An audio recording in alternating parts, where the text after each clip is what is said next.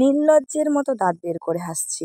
সময়টা এত খারাপ যাচ্ছে, তারপরেও আমার মুখের এই হাসি কখনোই যাবে না। আজ বাবুর বার্থডের জন্য বাজার করতে আমরা গেছিলাম, আর রাত্রে কারেন্ট নেই জন্য আমাদের যে কিরকম সিচুয়েশনে পড়তে হয়েছে তোমাদের বলে বোঝাতে পারবো না। সো হ্যালো এভরিওয়ান, কেমন আছো তোমরা সবাই? আশা করছি সকলেই ভালো আছো। আর আজকের এই ব্লগটা কি নিয়ে হতে চলেছে সেটা তোমরা টাইটেল আর থাম্বনেল দেখে হয়তো বুঝেই গেছো। তো আমি কিন্তু রেডি হয়ে বেরিয়ে পড়েছি দিদি বাড়ি যাওয়ার জন্য। যেহেতু মা বাবা দুজনেরই শরীর ভালো নেই, তাই এবছর বাবুর বার্থডেতে আর যেতে পারলো না। বাড়ি থেকে বেরোতেই এখানে ওখানে সবাই আমাতে ধরছে বাচ্চাগুলো। একটা সময় আমরাও এভাবে আমাতে ধরতাম। হয়তো আমাতি মানেটা কি সেটা তোমরা অনেকে জানো, আবার অনেকে জানো না। তো যারা জানো না তাদের জন্য বলছি, অম্বুবাচী বলে অনেকে ভালোবাসা এটাকে। রথযাত্রার ৩-৪ দিন আগের থেকে শুরু হয় আমাতি। আমার তো মনে পড়ে যখনই এই সময়টা আসে আমরা অনেকটা বড় হয়েও এই আমাতি ধরেছিলাম, কিন্তু দুর্ভাগ্যবশত আমি ওদের কিছুই দিতে পারলাম না, কারণ আমার কাছে খুচরো টাকা ছিল না। আর যেহেতু এই ৩-৪ দিনই আমাতি ধরে, তাই ওদের বলে রেখেছিলাম যে আমি কাল যখন আসবো আসার পথে দিয়ে দেব। তবে ওরা তবুও কিছুতেই ছাড়তে চাচ্ছিল না, পরে রাজি হয়ে গেল।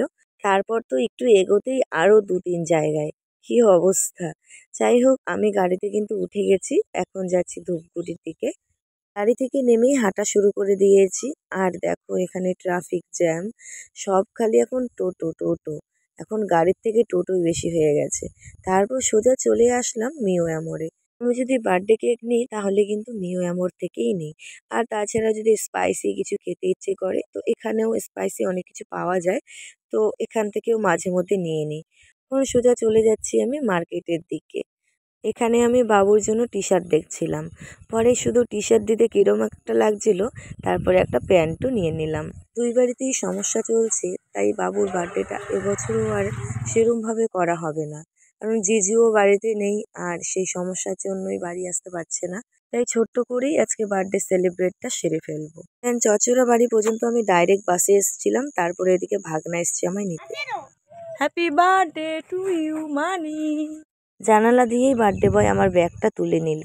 নিউ মোড় থেকে কেকের সাথে আমি দুটো চিকেন 65 নিয়েছিলাম, কারণ বাবু চিকেন 65 খেতে খুব পছন্দ করে। একদিন নিয়ে এসেছিলাম, তারপর থেকে বলে যে আবার খাবে আবার খাবে, তো তাই আজকে আবার নিয়ে এসেছি।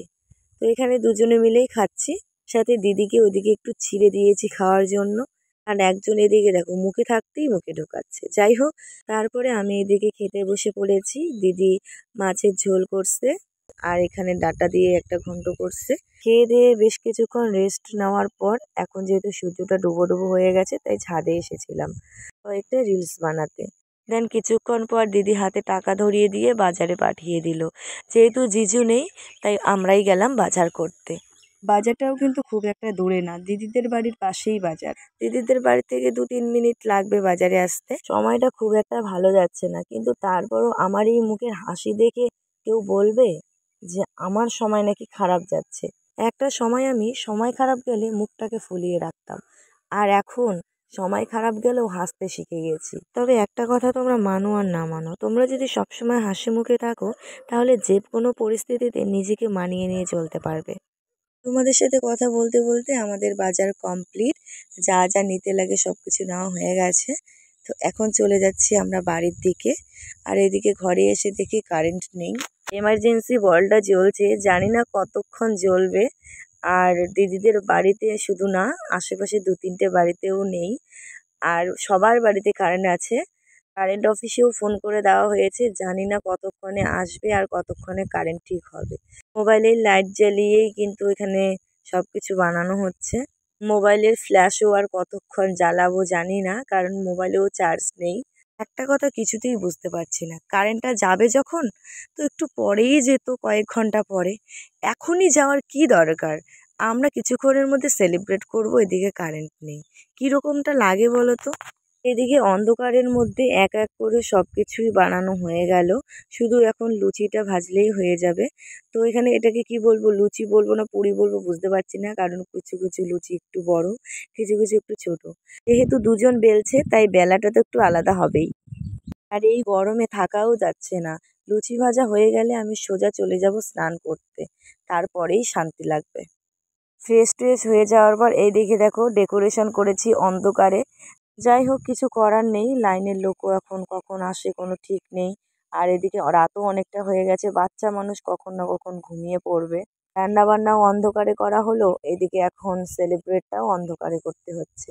তো মোবাইলের লাইট জ্বালিয়েই এখন সেলিব্রেটটাও করতে হবে, কি আর করা যায়।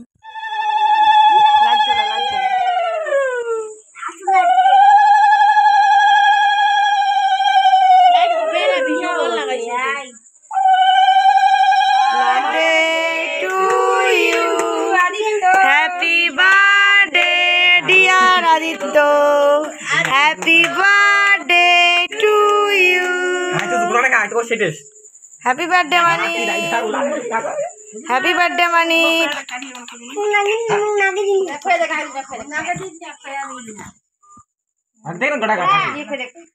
आता आका तो मुकल लाऊं ना आका तो ये के फेर देख बोडाई माने माने दी देख ना जाए जाए के ना फेर दे बस बगे ना फेर दे खबर नो कोल नो अनसे छोड़ दूं खाबो तू ही खा ये के देख ओगेन देख देख खबर नो ये के देख बोडाई ये के देख देख ओगेन देख तो खादो लेना मोने की आवे बोले हमर खाबो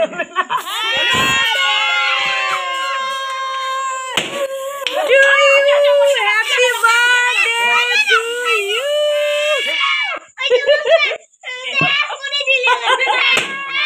এইদিকে বাচ্চাদেরকেও মোবাইলে ফ্ল্যাশ জ্বালিয়ে খেতে দেওয়া হয়েছে। এই অল্প কয়েকজন করেই বসতে দিতে হবে, লাইনেরও সমস্যা। আমি এখানে বাবুকে জিজ্ঞাসা করছিলাম যে কেমন হয়েছে আজকে সবজি, তো বাবু তো খেতেই ব্যস্ত, মানে কোনো পাত্তাই দিচ্ছে না। তো যাই হোক, সবার খাওয়া হয়ে যাওয়ার পর আমিও খেতে বসে পড়েছি। আর ব্লগটাও আর বড় করছি না, এখানেই শেষ করছি। দেখা হবে পরবর্তী নতুন কোনো ভিডিওতে। সবাই ভালো থাকবেন।